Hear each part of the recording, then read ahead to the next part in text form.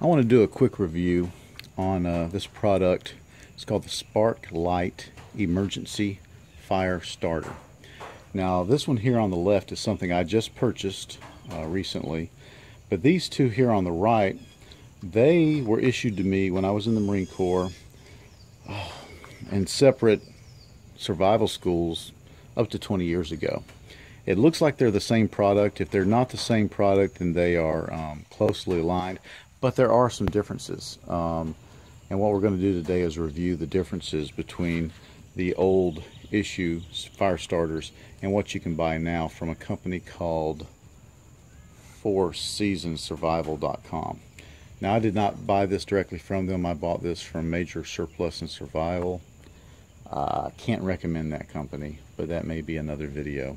I haven't decided whether to trash them or not. Now, I've thrown my Leatherman Wingman in here to give you a little bit of an idea of how large these items are.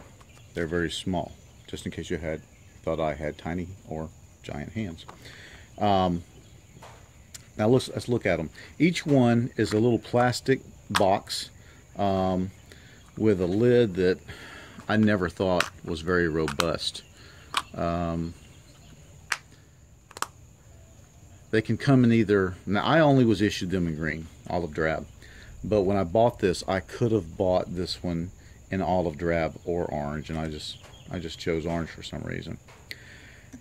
Now inside the old ones, and only one of these is pristine. This one here, I think, the one that looks newest, I have actually turned into a little survival kit and added a bunch of stuff. But I wanted to show the difference. You know, one says, where are you at? One says Spark Lite, spare flint and tinder. One says, and it looks rough, fire starter, aviation, survival, and Spark Lite at the bottom.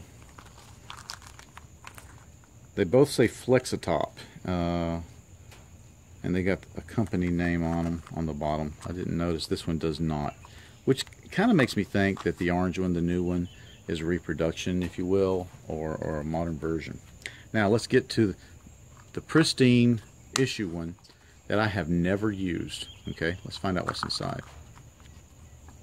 Now the first thing you're going to notice is, well, first thing you might notice is it's got a lot of the little pull-apart wax cotton fire starter. This is just a little paper placeholder, and here's the actual instructions. You know, I guess you can call this new in box because I have never used it, and it tells you how to use it and everything. But the most important thing is the actual flint and steel is a little brass lighter, and you can see a little spark there. Inside here, it might take the Leatherman to open it, are extra flints, and it's a spring in there. You see it's starting to corrode. It's pretty old. There's a spring in there that pushes the flint up against that steel will, and as I said, inside here are extra flints that you can put in there. They look like little pencil ends. Can't really tell you what those two places there are. Maybe they're just to indicate which side is the business side, and that's the business side. And you can see, once I give it some work, it does a pretty good job. These guys, everybody's seen these. These are just the little waxed cotton pieces that you pull apart. So that is what came in, you know, up to 20 years ago, my issued fire starter, aviation, survival. Now let's put this all together real nice and neat, and then we'll look at the new one and see what it looks like. Here the two kits are side by side, and the first glaring change you see the difference is going to be that the lighter is actually made of plastic now. I mean, that's pretty heavy duty difference, or is it? This is much heavier, but this works pretty good. Now there's nothing inside. That's either solid plastic, I think it is solid plastic, or or not, but either way, there was no little knurled knob for you to unscrew, so there's no extra flints in there. The spring, I assume there's a spring, it may not be, it would be captive, and we're not going to be getting as much use out of this one as we would this one, because I can't put the extra flints in. So this is going to be a limited use, but look at it.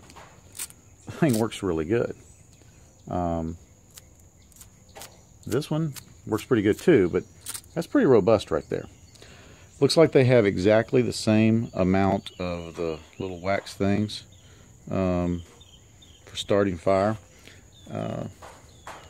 Looks like even the exact same paperwork. So if you go and buy a new one, that's what you're going to be getting. You're going to be getting plastic. You're not going to be getting as many sparks, I don't think. Common sense would tell me the fact that I can put more flints in here, I get more sparks. But if this is being used for an emergency situation, you're going to get enough sparks. Because how long are you going to be out there? This was made as an aviation survival kit, as it says.